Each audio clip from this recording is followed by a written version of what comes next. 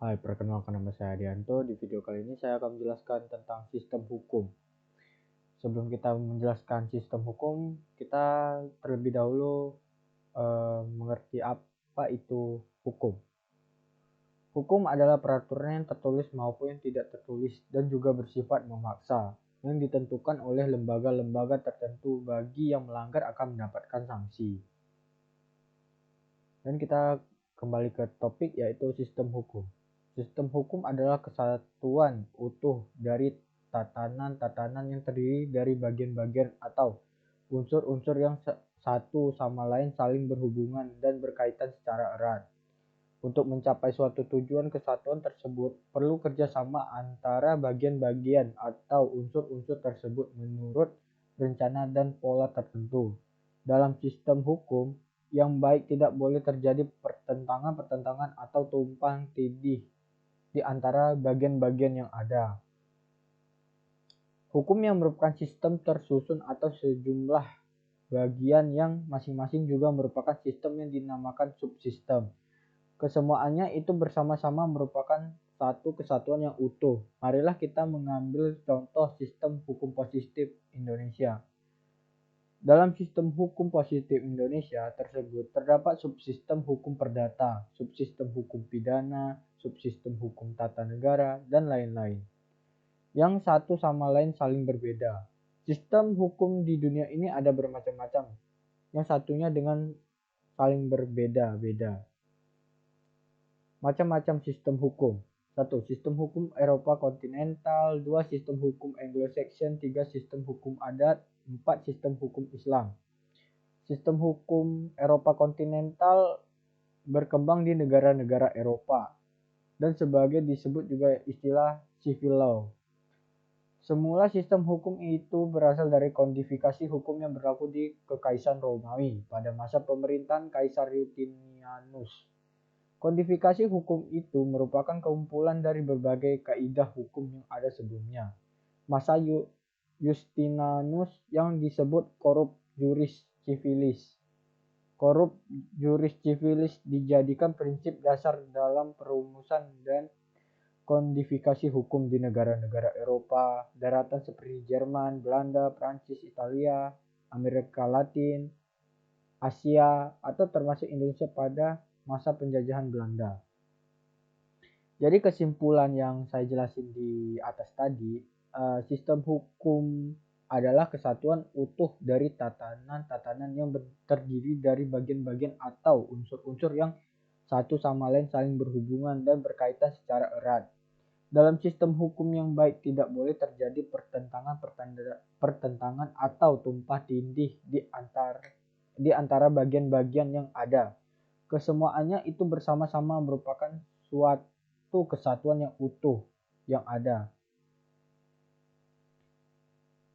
Dalam sistem hukum positif Indonesia tersebut terdapat subsistem hukum perdata, subsistem hukum pidana, subsistem hukum tata negara, dan lain-lain, yang satu sama lain saling berbeda.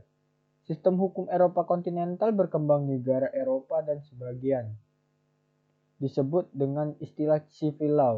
Semula sistem hukum itu berasal dari kodifikasi hukum yang berlaku di Kekaisaran Romawi pada masa pemerintahan Kaisar Justinianus. Dan marilah kita lanjut ke sistem hukum Anglo-Saxon. Sistem hukum negara-negara Anglo-Saxon mengutamakan common law, yaitu kebiasaan dan hukum adat pokok-pokoknya saja dari kehidupan masyarakat. Jadi, bukannya tidak mempunyai undang-undang sama sekali.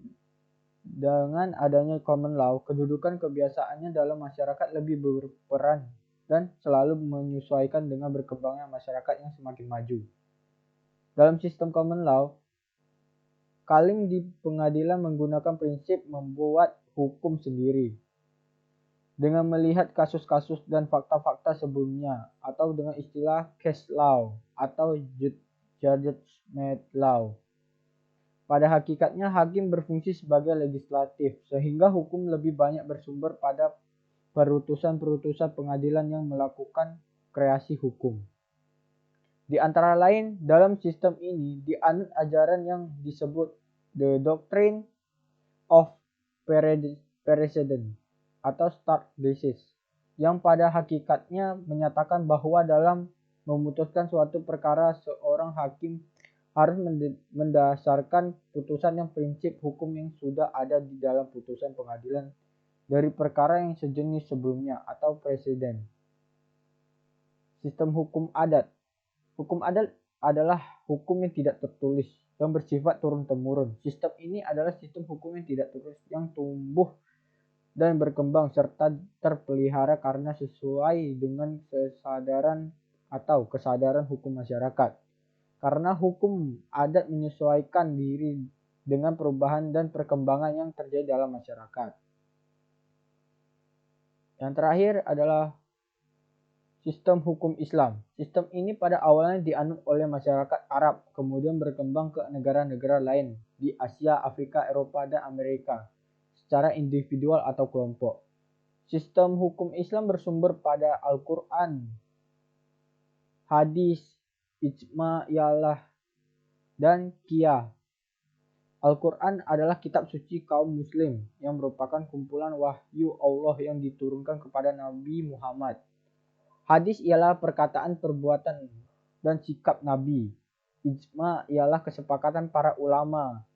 Kalau qiyas ialah analogi terhadap suatu yang hukumnya sudah jelas yang ditentukan di Al-Quran maupun hadis. Jadi kesimpulan dari hukum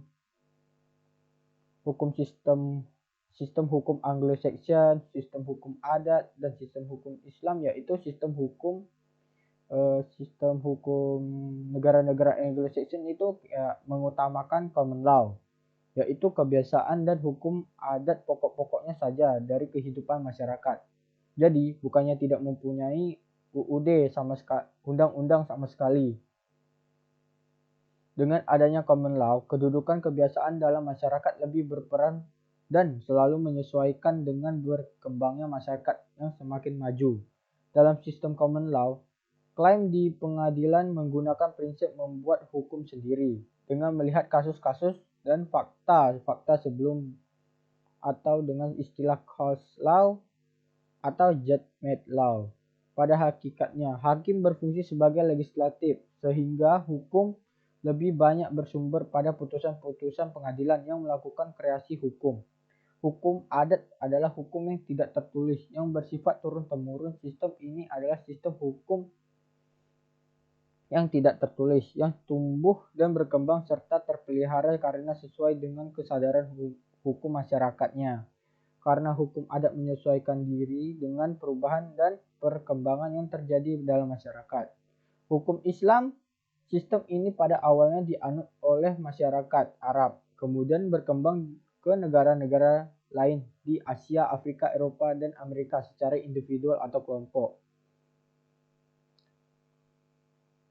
Demikian video saya. Jika ada salah kata, mohon dimaafkan. Terima kasih.